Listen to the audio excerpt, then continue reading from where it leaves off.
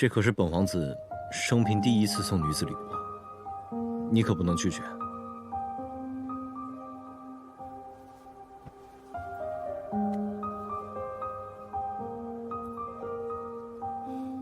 那可真是我的荣幸啊！我是不是还得还你一份厚礼？我母亲故去后，身边亲近的人、信任的人，或远离，或背叛。我其实早就习惯了将我的真心隐藏起来，可唯独在你的身边，我觉得什么都不必隐藏。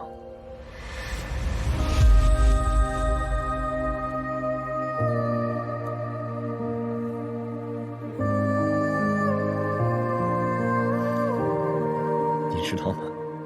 你还是第一个告诉我要保护我的人，也是你第一个告诉我不必独自一个人舔舐伤口。这辈子我能遇见你，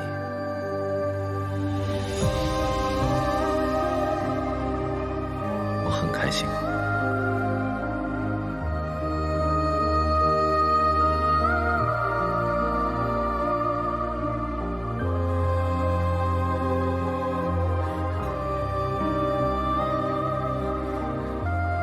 你是怎么了？是不是你皇妹大婚，你受了什么刺激？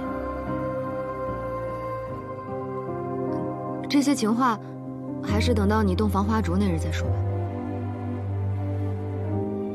好啊，那就一言为定了。千浮光掠过，过眼风华，飘散在檐下。蝴蝶落悬崖，羽翼一沙，醉成山。纵是谁凌霜，一笑走马天下，谁又悲又伤了那片安阳？纵是谁目光成河，把我融化，你是我心中的回答。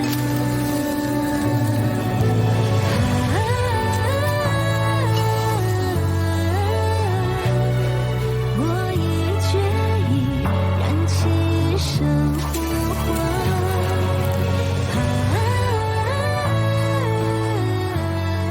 李想，你可曾想过要嫁给一个什么样的人？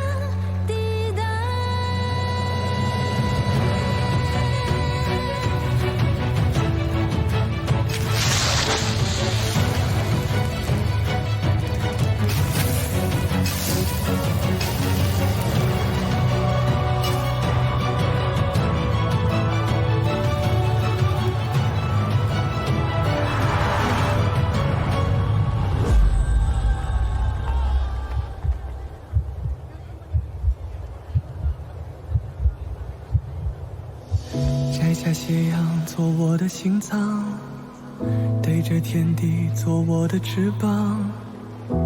若命运不忍，也莫怪我轻狂。我今天眼已荡漾，容开悲伤，满在心上。你眉心的光，是我最偏爱的那一种盛放。我承载尽可原谅，天远路长，你在身旁，就不算别的，就能含泪将我不。你不是总说我府上的膳食清汤寡水的，今日就带你吃些荤的。难不成你大皇子府连点荤腥都没有？我府上的烤肉可比不上这里，这里的烤肉全玉京城排第一。你不是常年不在玉京吗？怎么会知道哪里有好吃的？我是不知道啊，阿耀告诉我的。你还特意向他打听了？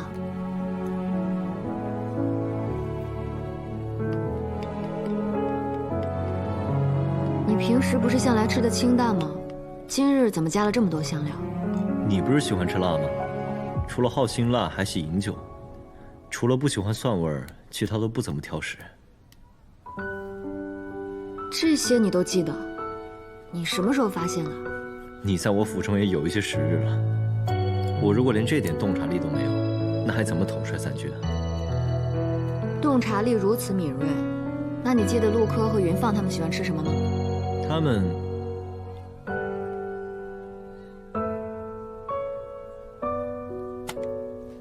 你快趁热吃，凉了就不好吃了。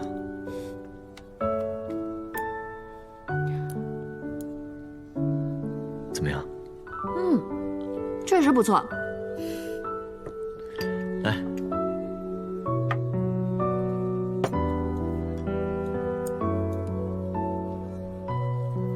大皇子如此体贴入微，想来以前没少照顾别的女子吧？是啊，走南闯北多了，遇见的人也多，那碰到的女子自然也多。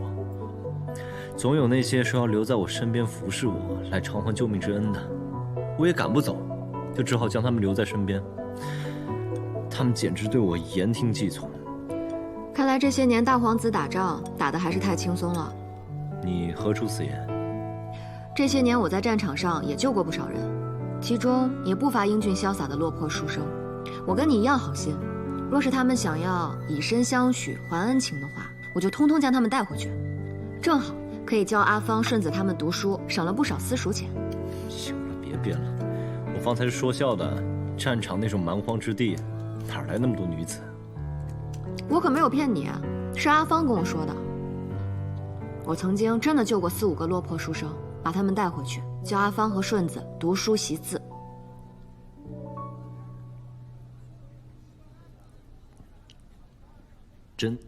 真的假的？我是不记得了，阿芳总不会骗我吧？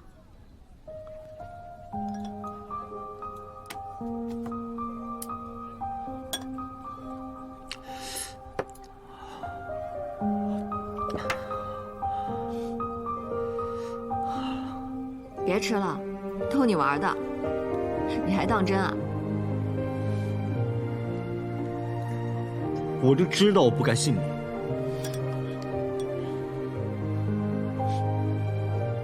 你这么看着我干嘛？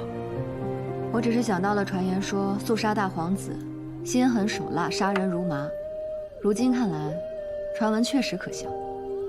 也不尽然吧。你还记得我跟你说，我小时候身边想要害我的人，最后都死在了我的手里。那个时候宫里便谣言四起，说我嗜血如命。后来我就征战四方，手上染满了无数鲜血。畏惧我的、害怕我的人就越来越多了。百姓畏惧你，是敬畏而非恐惧。金刚怒目，所以降服四魔。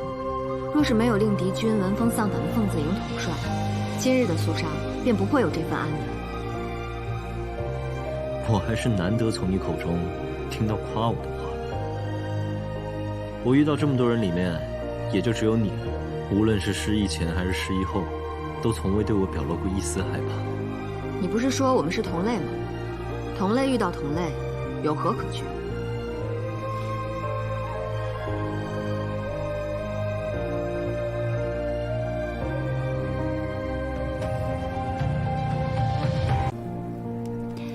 先不想那么多了，等天亮了，咱们便回玉京。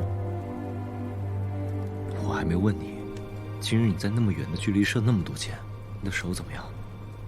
没什么，没用多少力道。别骗我。这里风沙大，我们回营帐吧。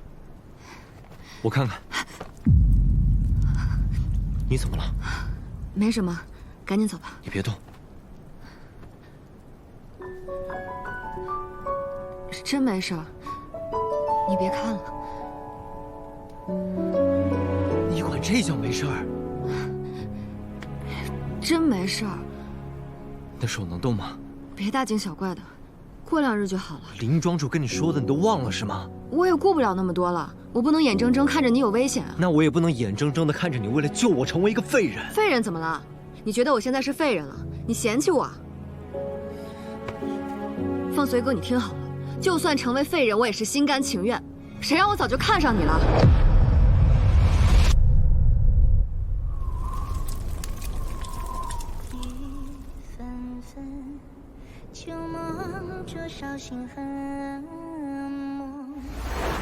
你可曾想过，想嫁给一个什么样的人？想嫁给什么样的人？其实那日许愿河灯上的字我看见了，我也希望能与身侧相伴之人白头偕老，而那个人便是你。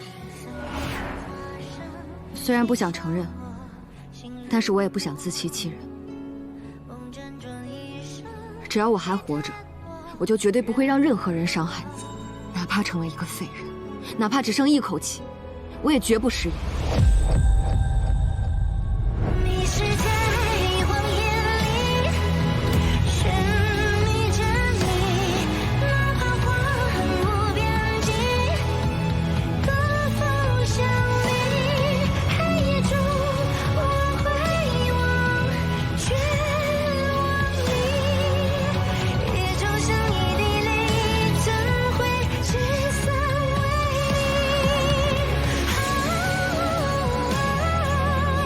你我默念，此情不灭，是你不见。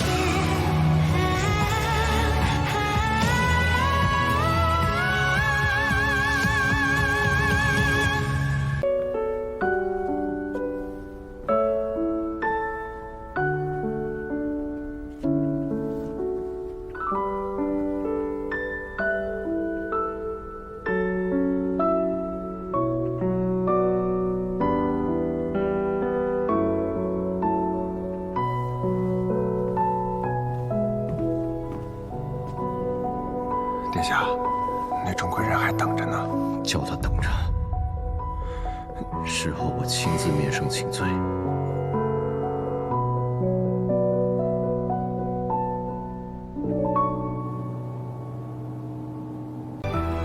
傅一笑为了救我，身受重伤。陛下旨意传到的时候，他正处在关键时刻，臣不能不顾。而且对我而言，她并不是什么普通女子，而是我愿意终守一生、不离不弃之人。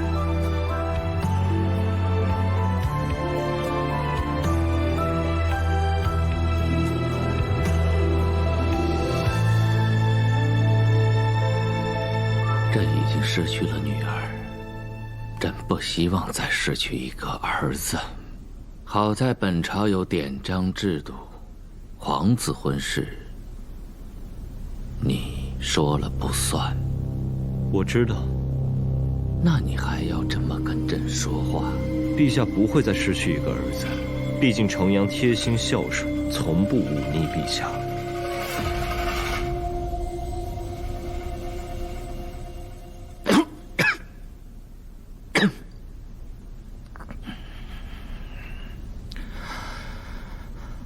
你没能追回西洋，明日上朝，群臣定会向你发难。后竟已前往军机大营巡防，朝中无人替你说话。怎么应对朝堂公节，你自己要做足准备。好了，去吧，回到你那个锦绣女将身边去吧。从今往后，你愿意做什么就做什么，没人再管你。那陛下今日召我前来，所谓何事？西洋大婚前，朕为他备了丰厚嫁妆，都是他喜欢的。这次他走得急，未能带上，之后你派人送过去吧。我凤平城的女儿，不论嫁给谁，不管去到哪儿，都是我的女儿。走啊！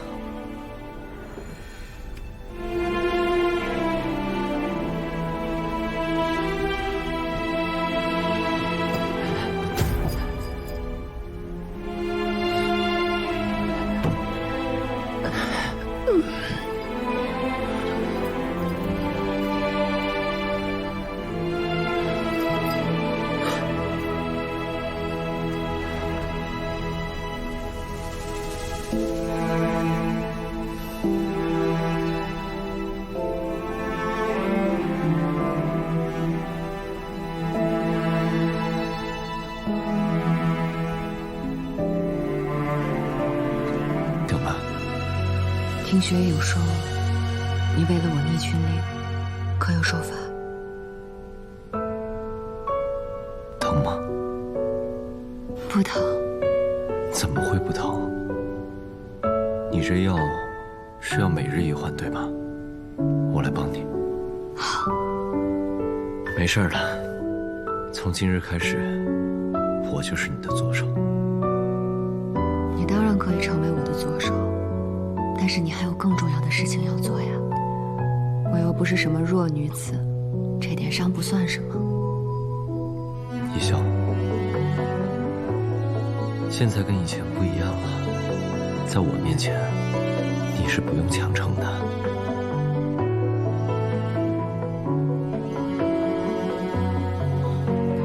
谁强撑了？你看，你别乱动啊！这不好好的吗？林庄主果然是天下神医，伤口恢复得很快，明日这个果帘就可以拆掉了。那你也要好好听话呀。别担心，没事的。殿下，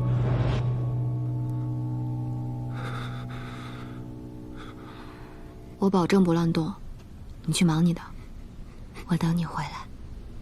你好好歇息。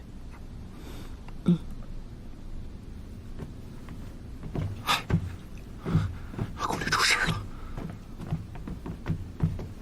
信任的人，并不是这些皇子公主，也不是朝廷中哪个重臣，而是马公公。还请殿下明示。马公公知道我的意思，即便是小门小户的人家，也是需要有人来留意不速之客的，更何况是陛下的居所。殿下大可以放心，禁务卫一直都在陛下周围。那就好。马公公请留步，陛下身边需要有人在。殿下，殿下此番未追回公主，朝中已经有人在说，是殿下有意助镇南王脱身。无稽之谈！当时分明是我书信给锦绣圣地。自然是无稽之谈，但现在陛下昏迷，是庄相在把持朝政。况且殿下府上的锦绣女将，也确实曾是镇南王的旧部。若有人想趁陛下未醒之时向您发难，那您府上的那个锦绣女将，便就是您的命门。殿下莫要大。无论如何，保护好自己才是第一要务，记住了吗？对了，有个情况我想跟你说。我也有事要跟你说。那你先说。该不会是责怪我私自出门吧？我是手受伤了，又不是残疾了，别大惊小怪的。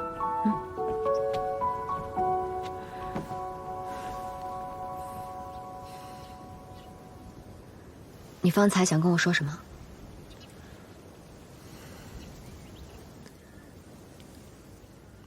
你带药放他们走吧，和林少庄主一起回正念山庄。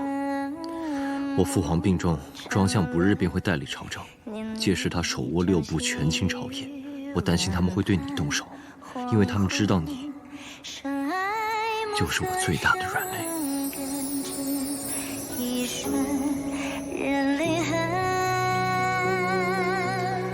我这辈子没什么软肋，一个是夕阳，另一个就是你。我已经没有保护好夕阳，我更不会让你。我答应你。你答应了？我像是在开玩笑吗？一笑，我本不想说的如此直接。刚回来的路上，我还在想要如何说的委婉一些，可是时间紧迫，着实不等人。我知道，直来直去挺好的。我本来早就想走了，现在正好。你方才要与我说何事？没事了，放心，只管做你自己的事。师傅，顺子、阿芳，叫上玄影姐姐，咱们赶紧收拾东西，马上走。啊什么啊？赶紧去收拾。现在就走？时间不等人，我不会成为你的绊脚石，也不想连累你。走，快点！哎呀，愣着干什么？磨磨蹭蹭的。阿芳，快点！看来姑娘果然认识这个面具。这面具看着真别致，是姑娘的。平陵战后，有人乘坐你的马车前往锦绣军营，你还记得此事吗？姑娘在说什么？我听不懂。听不懂。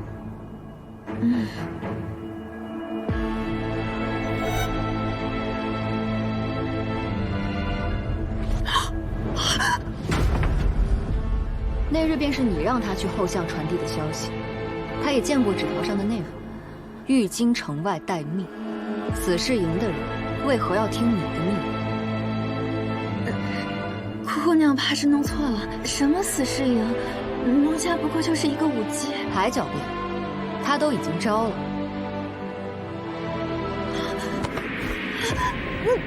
把你知道的一切都说出来，否则别怪我不客气。我输了，我什么也不知道。不说是吧？那我们就只好换个地方，好好聊聊。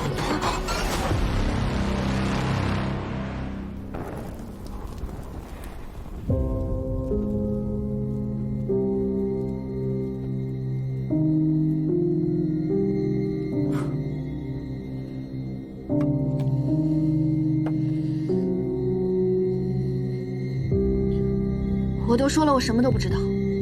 你抓了我也无用，有本事你就杀了我。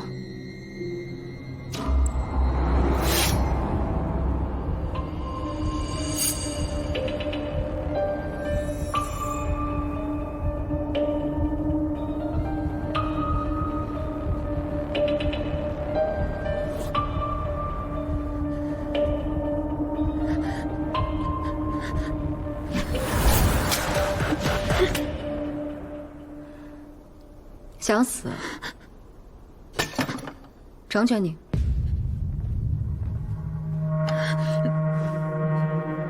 别搁那儿，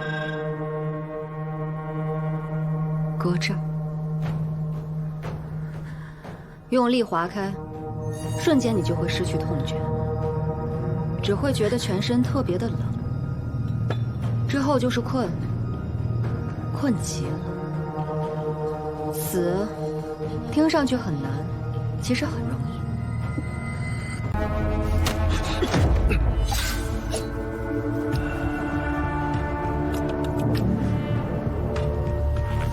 看来如烟什么都告诉你了。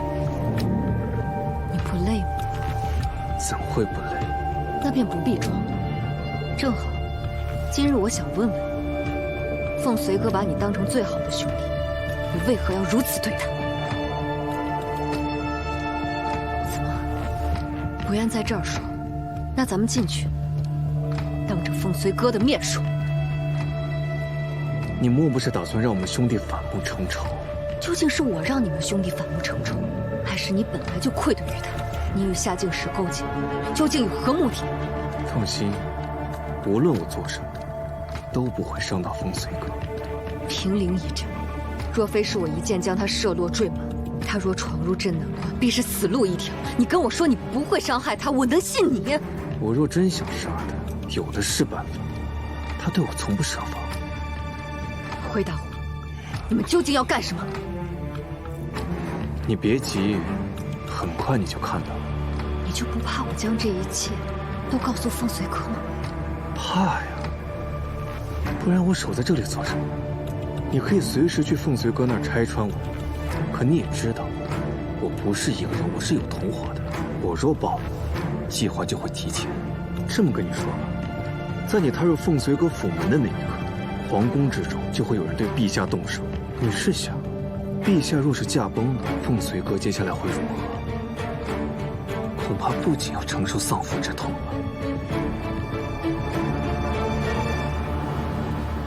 他还会失去他所拥有的一切，他还会死。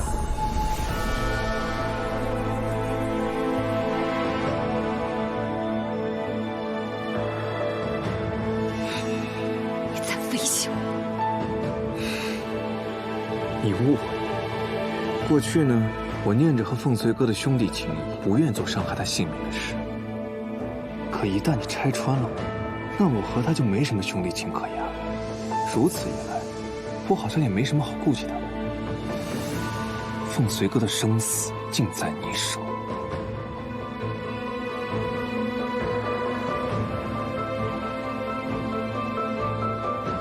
我可以向你保证，无论最终发生什么，我留他一条命。怎么样？你现在可以选了。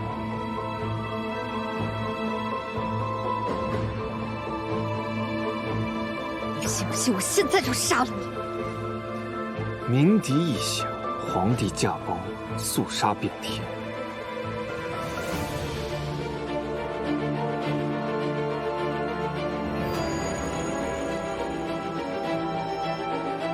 就算是为了他，你也不能冲动呀。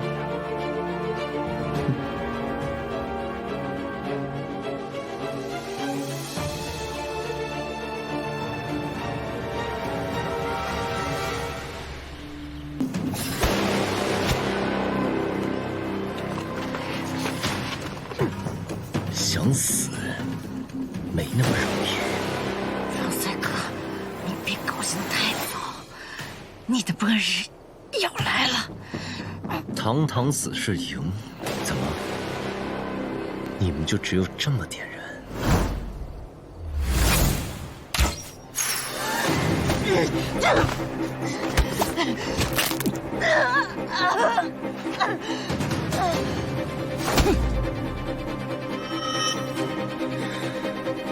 带走。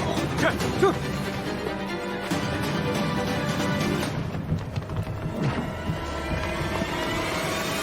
殿下，叫他起来。啊，盐水。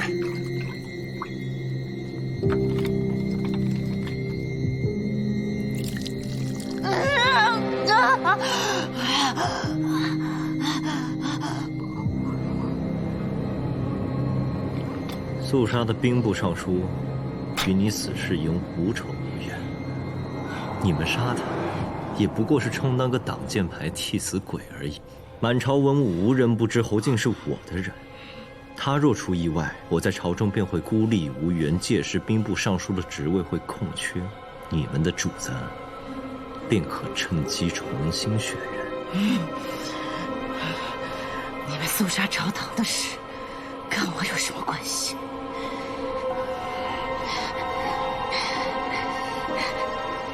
所以是庄慎派你们来的。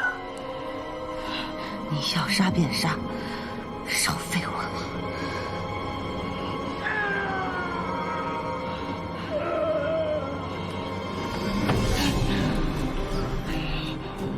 你说你能扛得住，你下面的人能扛得住我这些刑罚吗？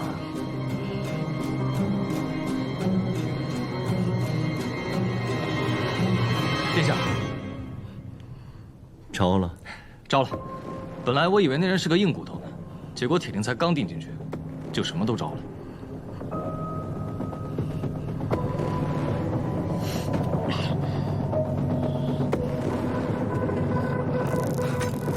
他半年没有见过太阳，他半年里，如果有几只老鼠混进来，他都对我感恩戴德。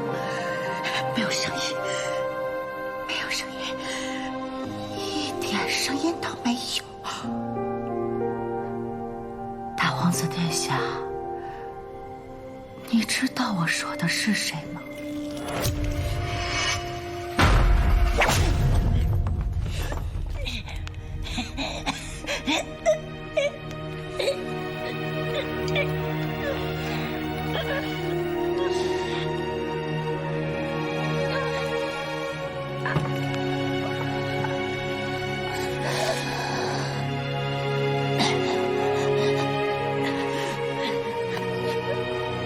你以为激怒我就会杀了你？论起手段，你或许是比我更加无情，更加残忍。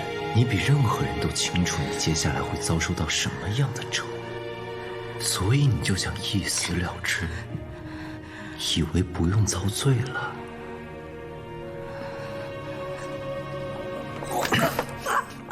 还想咬舌自尽，不过我不会让你如愿，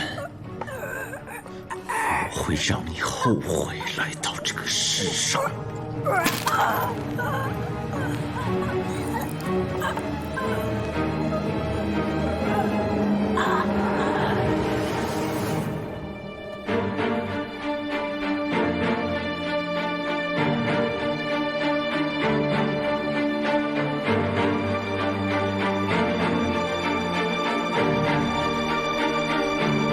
荣耀看似是个侯门世子，既没心机，也没城府，但实际上，并非如此。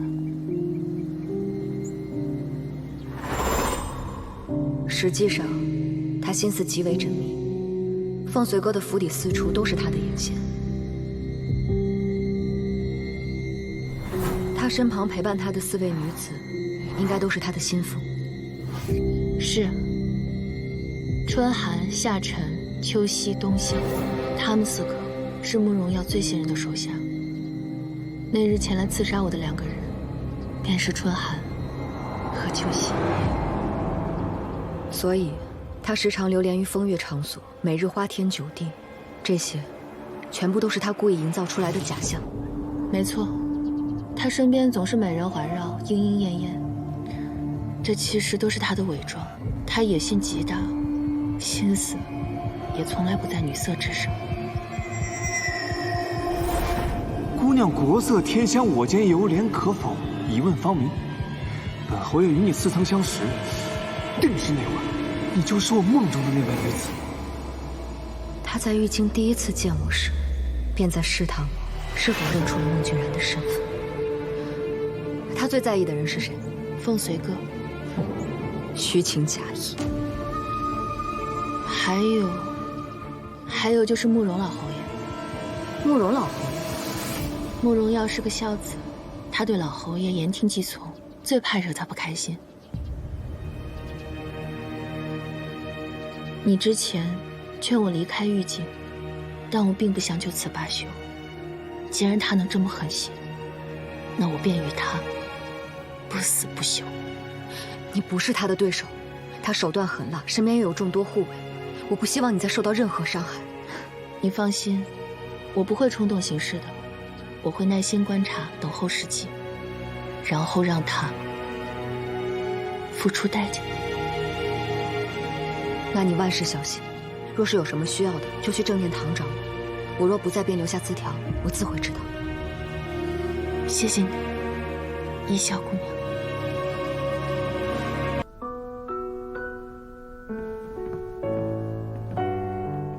这是你父皇今晚上要用的药，我建议吧，还是找个太医验一下，省得那些人说3道4，觉得老夫会害你们皇帝。白天您把林庄主劝回来之后，他虽然答应了继续替陛下治病，可林庄主还在气头上呢。谁呀？我呀，我还在气头上，我会跟那帮人计较？马启明，我觉得你在气头上，你嫌老夫把凤平城的病因说出来了，你别以为老夫不知道。咱家可不敢，这么多年您为陛下做过什么，咱家看在眼里，记在心里。咱家只感念林庄主对陛下的救命之恩。马公公，在。以后宫里无论是谁，敢再对林庄主有任何非议，你直接下令杖责30，打坏了人，惹出了事，我来担责。是，老奴明白。林庄主，他现在情况如何？少则1、2日，长则10来日，肯定能行。至于能恢复成什么样，那就得看他的造化了。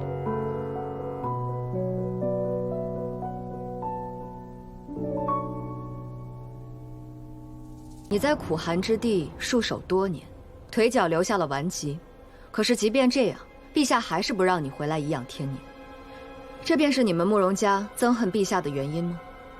哼，就这些啊？我都不知道你在说什么。老夫对陛下一片忠心，日月可见。我可从来没有恨过陛下。那你儿子慕容耀为何要造反？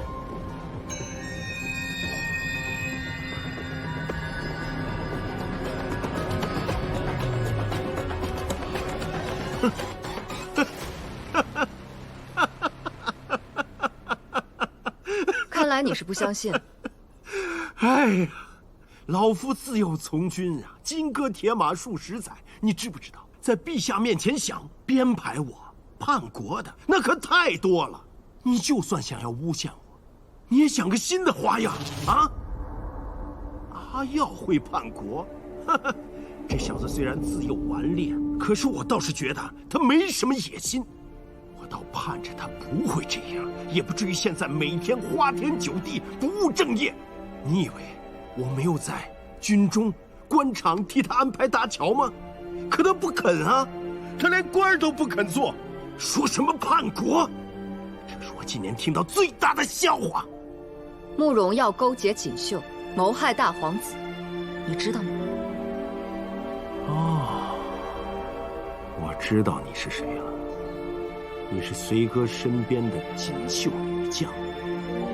一个锦绣的人，竟然污蔑阿耀勾结锦绣。一个花天酒地、不务正业的世家公子，他身边养了4个美人杀手，他到底要杀谁？你自己的儿子，你真的了解吗？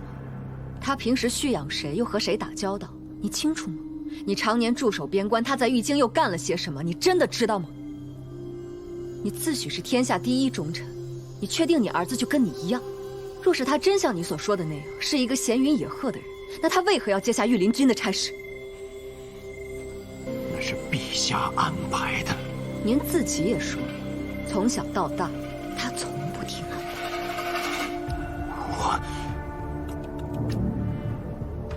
我儿子他……我是替您不值。想当年您跟陛下一起打仗，落下一身伤病，陛下明明知道，为何还要将您派往那个西北苦寒之地啊？慕容耀和凤随哥是最好的兄弟，可是他却威胁我，亲口跟我说，若我将他的秘密告诉凤随哥，他就有办法让躺在宫里的凤平城去死。凤平城死不死我不在乎，但若是伤害到凤随哥，我绝不答应。不可能，阿耀不可能说这种话的。他和随哥那是自小一块长大的兄弟，他不可能叛国的。不管慕容耀有什么办法威胁到凤平城，我只要能控制你，我就有把握，他不敢轻举妄动。老侯爷，得罪了。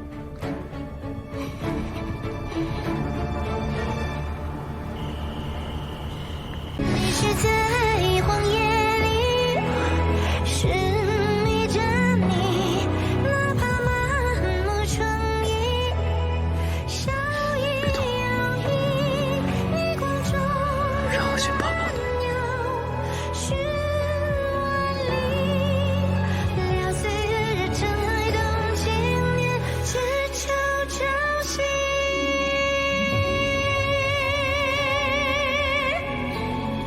我知道，你这么小心翼翼地找我过来，一定是发生了什么事情。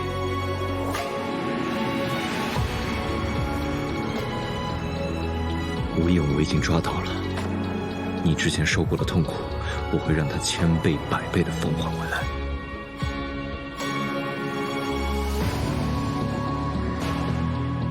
听到这个消息，你不高兴吗？高兴。是吗？在你这张脸上，我可看不出半点高兴的样子。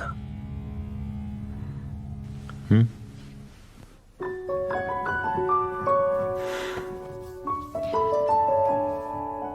你记不记得，那日我帮你救云清，你曾答应过我5个条件，如今还剩4个。嗯。今日，我不要再用一个，无论你听到什么样的消息，你都必须答应我，要保持冷静。好。我查出孟俊然的身份了，他是慕容耀。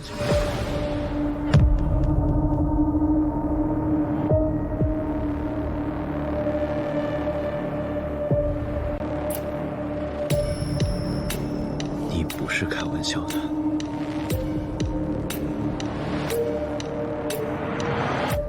我知道你一时很难接受，来见你之前，我想过种种的可能。我知道慕容耀是你最好的兄弟，也是你最信任的人。我考虑过要不要瞒你，我也考虑过你到底会选择相信他还是我。我甚至考虑过你会不会怀疑我是锦绣的细作，你会不会怀疑我是不是接受了夏静时的什么秘密任务，你会不会怀疑我来到你的身边，就是为了帮助夏静时挑拨你们的兄弟关系。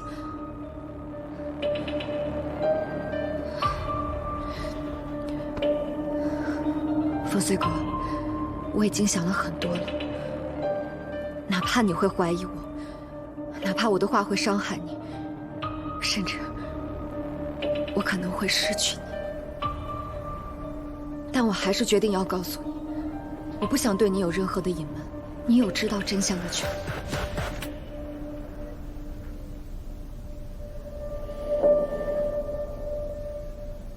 你能不能再跟我说一遍，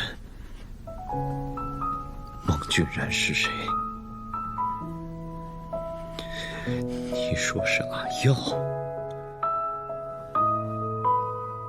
慕容耀。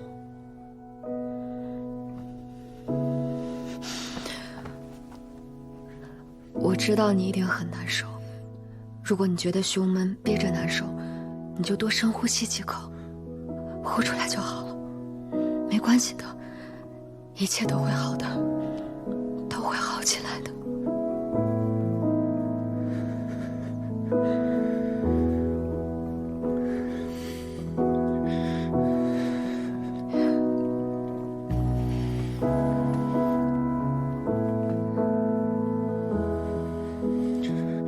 我没事，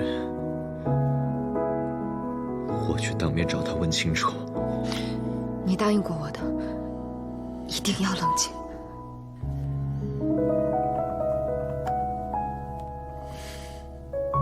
放心。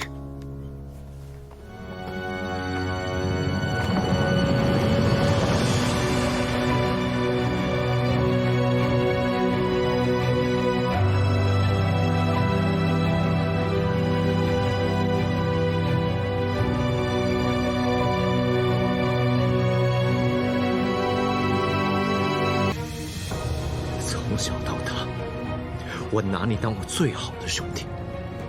可你现在告诉我，你要对付我是你自己的意愿，那你勾结夏静时串通钟慎，是想要我的命？我原本可以不杀你的，我可以在你毫不知情的情况下做完我想做的事，可是你非要挡我的路，我没办法，我没得选。你想干什么？说话！慕容耀，你到底想干什么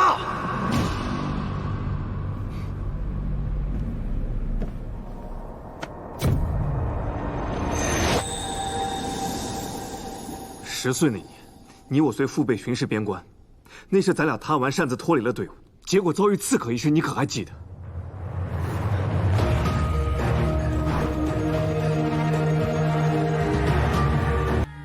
后来呢？后来你们是怎么脱了险？我一直在等陛下派人来救我们，可是等了很久，一直都没有人来找我们。后来我才明白，只要你大皇子安然无恙，我们的死活又有谁在意？大皇子遇险，陛下震怒，那个时候，又有谁能想到我们父子？那条路离边境大营虽只有数里，却是我这辈子走过最远、最长的路。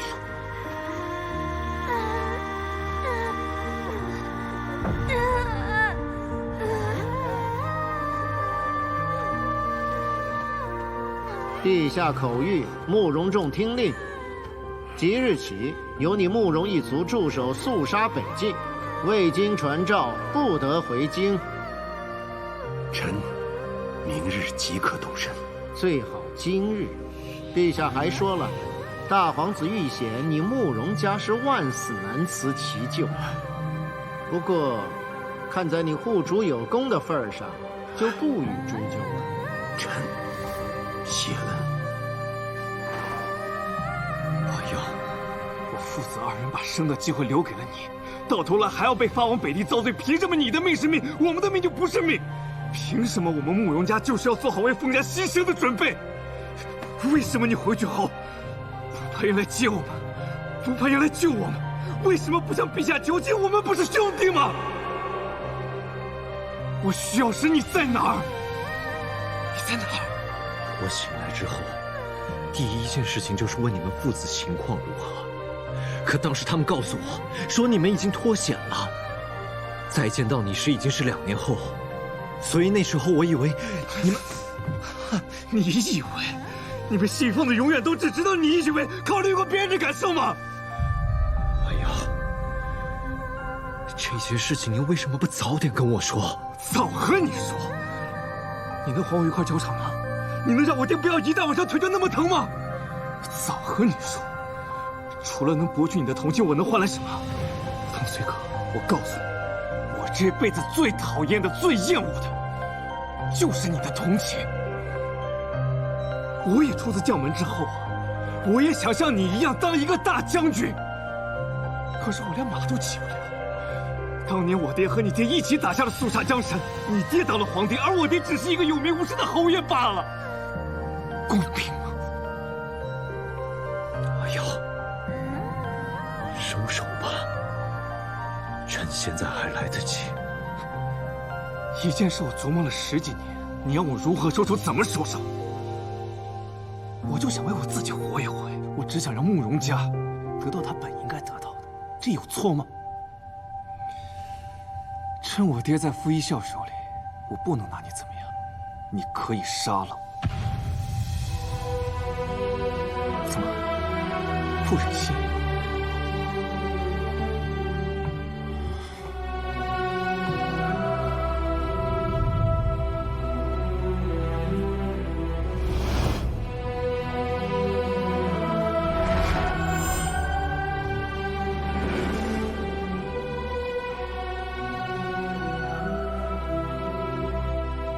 怎么样，现在能下得去手了吧？我只有一个条件，放了我爹，他什么都不知道。